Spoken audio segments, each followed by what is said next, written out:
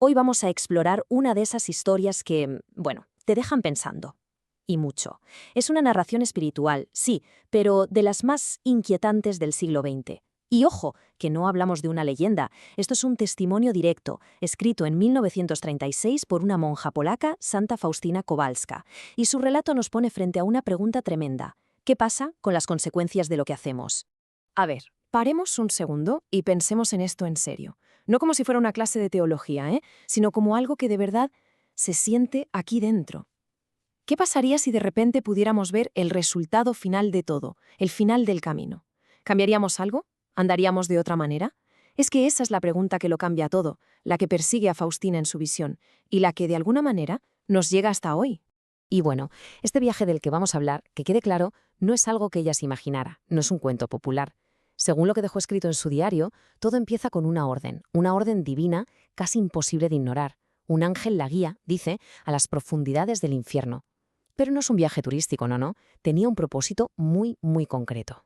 Aquí lo tenemos, en sus propias palabras, el motivo de todo esto. Ojo, que el objetivo no es meter miedo porque sí, para nada. La idea es dar testimonio. Es una advertencia directa contra esa idea que cada vez se oye más de que, bueno, el infierno no existe. Es, si lo pensamos, una declaración de intenciones brutal. Vale, y ahora es cuando la cosa se pone inesperada. Porque si pensamos en el infierno, a todos nos vienen a la cabeza las mismas imágenes, ¿verdad? Fuego, oscuridad, todo eso. Pues olvídense. Faustina describe algo completamente diferente. Se centra en un sufrimiento que va mucho más allá. Un tormento que no es físico, sino del alma, de la mente, de la mirre. Vamos a desgranarlo un poco. El primer tormento, y según ella el peor de todos, es la pérdida de Dios. O sea, la certeza absoluta y eterna de haber perdido el amor con mayúsculas. Para siempre. Luego a eso se suma un remordimiento que no se va nunca, un gusano en la conciencia que te recuerda constantemente que fuiste tú quien eligió ese camino. Y ya para rematar, la compañía constante de Satanás en un ambiente de puro odio y desesperación. Un cuadro bastante desolador.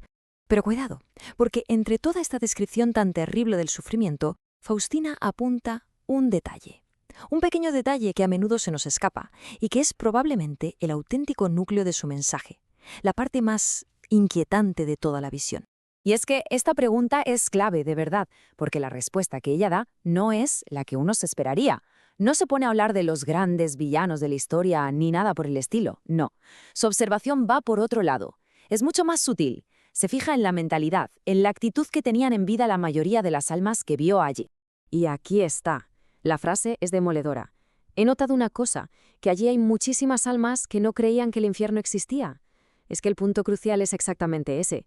La mayoría de la gente que ella ve no está allí por haber cometido crímenes terribles, sino por su incredulidad, por haber vivido su vida como si nada, convencidos de que no había consecuencias. Esto sin duda es lo más fuerte, lo más provocador de todo su relato. Y llegados a este punto, es súper importante separar lo que ella escribió de verdad de los mitos que han ido creciendo alrededor. Estas ideas que a veces se oyen de que el infierno está lleno de curas o de niños son exageraciones, no están en el texto original.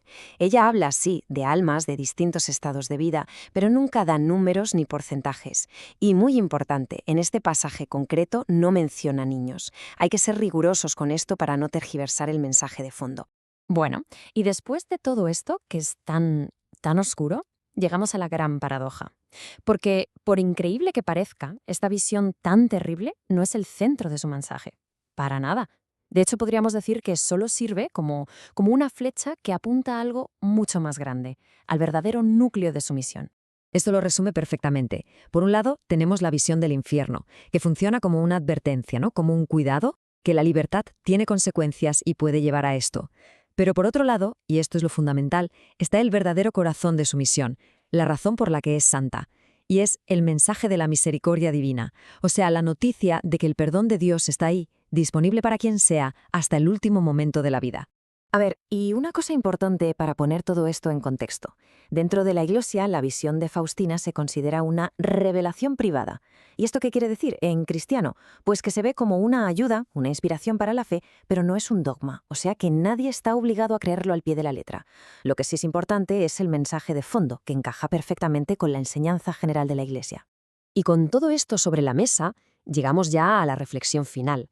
Porque al final, más allá de la historia, de la teología, Este relato lo que hace es ponernos un espejo delante. Nos obliga a mirar hacia adentro y a preguntarnos por nuestra propia vida, por nuestras convicciones. Entonces, para que quede claro el mensaje central, la visión de Faustina no habla de un Dios castigador que envía a la gente al infierno porque sí.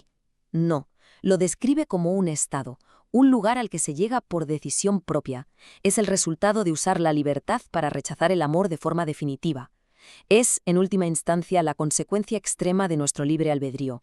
Así que, al final de todo, la pregunta importante que nos deja esta visión no es cotillear sobre quién puede estar allí, no va de eso. La pregunta de verdad se gira y nos apunta a nosotros. ¿Estamos viviendo como si la eternidad existiera de verdad? ¿Como si nuestras decisiones tuvieran un peso real y eterno? Esa es la verdadera cuestión que nos lanza este testimonio.